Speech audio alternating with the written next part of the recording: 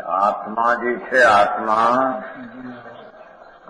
એમાં જે સમ્યક દર્શન થાય, સમ્યક દર્શન એટલે આત્મા સચ્ચિદાનંદ શુદ્ધ આનંદ સ્વરૂપ એની સન્મુખ થઈને અંતરમાં પ્રતીતિ થવી એને સમ્યક દર્શન કહે છે.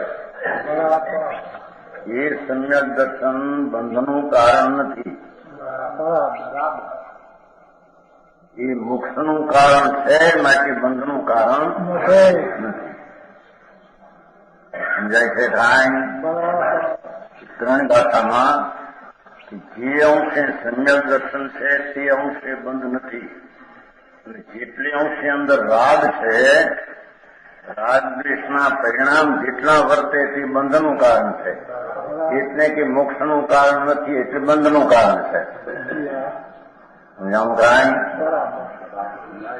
એમ આત્મામાં જ્ઞાન સ્વરૂપ ચૈતન સ્વરૂપ છે, એનું સ્વસંવેદન આત્માનું જ્ઞાન, આત્માને જ્ઞાન અંતર જ્ઞાન સ્વરૂપમાં સન્મુખ થઈને અંતરના જ્ઞાનનું ભાન એને અહીંયા સમ્ય જ્ઞાન કહે છે.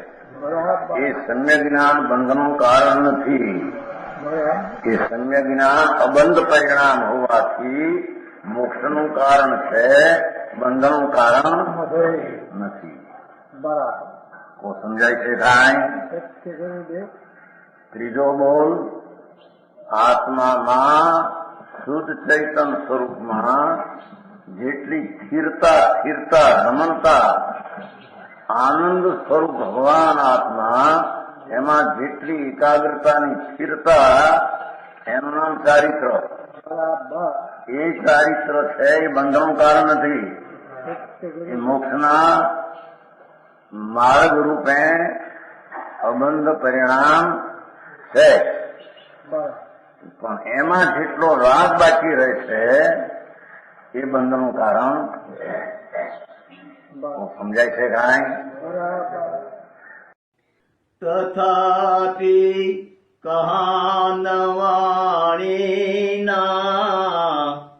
અંકાયે મૂલ્યના કદી, તથાપિ માતવાણીના અંકાયે મૂલ્યના કદી. પરમ કૃપાળુ પૂજ્ય સદગુરુ દેવનો જયો. પ્રસામૂર્તિ પૂજ્ય ભગવતી માતનો જયો. જીનવાણી માતનો જયો. પરમ મિત્રાગ દિગંબર જૈન ધર્મનો